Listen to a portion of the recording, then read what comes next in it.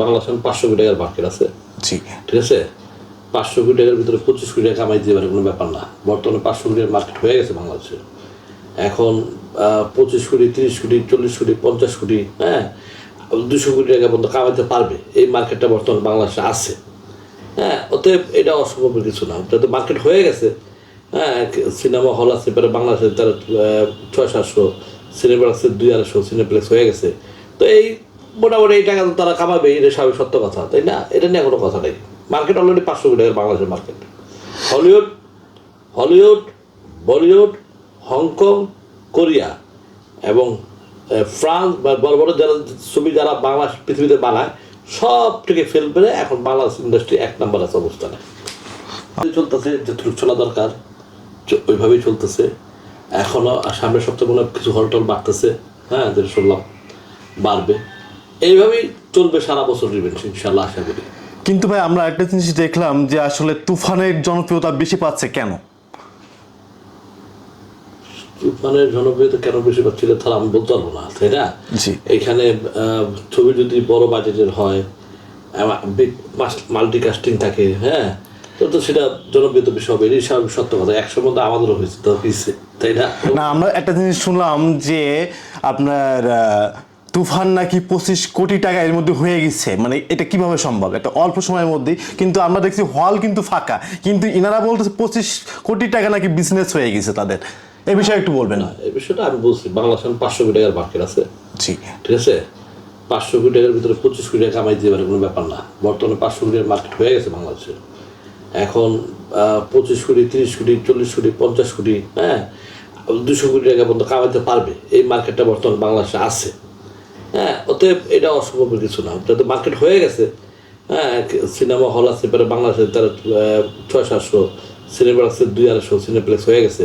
তো এই মোটামুটি এই টাকা তো তারা কামাবে, এটা সবই সত্য কথা, তাই না? এটা নিয়ে কোনো কথা নেই। মার্কেট অলরেডি 500 কোটি টাকার বাংলাদেশের মার্কেট।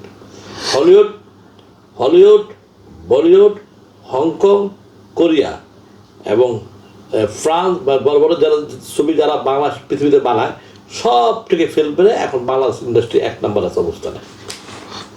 আচ্ছা ভাই, অনেকে আপনাকে নিয়ে সমালোচনা করে ভাই, অনেকে বাজে কথা বলে, এই বিষয়ে আপনি কি বলতে চাচ্ছেন? অ্যাকচুয়ালি এই বিষয়টা সমালোচনা করে যারা বা যারা করে, অ্যাকচুয়ালি তারা তো আমার সাথে জানে না।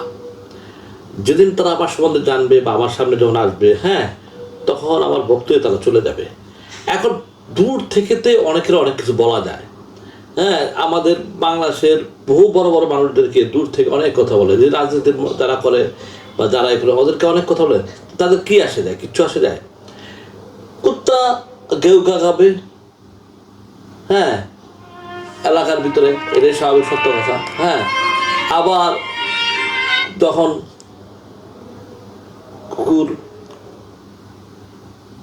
দৌড়ান দিবা, আস্তে করে চলে যাবে, এইটাই সত্য কথা। ভাই আমরা শুনলাম নাকি আপনি নাকি সিনেমা ছেড়ে দিচ্ছেন? সিনেমা, হ্যাঁ সিনেমা বানাবো না এ সত্য, কিন্তু হাতে 2-4টা সিনেমা আছে যেগুলো আমি আগেও ডিক্লেয়ার দেওয়া হয়নি আমার, যে এগুলো শেষ করে বানাবো। আমি তো সিনেমা ছিল শখে শখে, আমার তো সিনেমা বানালে কোনো কথাই না, জাস্ট শখ করছি, 2-4টা সিনেমা বানাইছি। আর যে 2-4টা আছে এগুলো নতুন করে যেগুলো ডিক্লেয়ার দেওয়া ছিল এগুলো বানাবো, বানা দেওয়ার পরে আর সিনেমা বানাবো না, আমি সিনেপ্লেক্স বানাবো, এটাই চিন্তা ভাবনা করছি। মানে কারণ কি, পিছনে কারণ কি, কেন আপনি সিনেমা করবেন না? কেউ কি আপনাকে হুমকি দিচ্ছে কিনা? আমার কেউ না আছে না, অনেকে তো হুমকি দিতে পারে যে, আমার এই বিষয়টা একটু ক্লিয়ার করবেন কি, আমাদের ইন্ডাস্ট্রির মানুষ একতা না। যদি ইন্ডাস্ট্রির মানুষ একতা হইতো, এক হইতো, তাহলে সিনেমা ইন্ডাস্ট্রি আজকে খুব ভালো থাকতো। আমাদের নিজেদের ভিতরে অনেক ঘাপলা আছে, আমাদের নিজেদের ভিতরে কেউ উচিত কথা বলে না, আমাদের নিজেদের ভিতরে কেউ সত্য কথা বলে না, যেই কারণে আজকের ইন্ডাস্ট্রির এই অবস্থা। এই কারণে ইন্ডাস্ট্রিতে আস্তে আস্তে আস্তে আস্তে দূরে থাকাই বেটার আমি মনে করি। আপনারা যদি দূরে চলে যান তাহলে ভবিষ্যতে কি হবে সিনেমার জগৎটা? আমি দূরে চলে গেলে ইন্ডাস্ট্রি তালা, তাহলে কি হবে? বছরে 2-1 বাংলা সিনেমা কি হবে না বাংলাদেশে? হবে, হবে না কেউ, হওয়ার মতো কতটুকু হবে আমি জানি না, মানে মার্কেটে কম্পিটিশন বা হওয়া, হ্যাঁ এইটা থাকবে না, এটা থাকবে না। না। আচ্ছা, আপনি একটা কথা বলছেন যে আপনার কিছু সিনেমা বাকি রয়েছে, এগুলো আপনি করবেন, কিন্তু ওই সিনেমাতে নায়ক হিসেবে কাদেরকে আপনি নেবেন? না আমার মতো ডিসাইড করে নেই, অবশ্যই নতুন হয়, নতুন না হয় ইন্ডিয়ান, এই দুইজন যে কোনো একটা। আচ্ছা, আপনার সিনেমাতে কি সাকিব কি কাজ করতে পারবে বা তাকে কি নেবেন কিনা? কোনোদিন নিয়ে আমি বহু আগে বলা আছে এই ব্যাপার নিয়ে কোনো কথা, ঠিক আছে, এই বিষয়ে বলতে চাচ্ছেন না? এই ব্যাপার নিয়ে কথা নাই।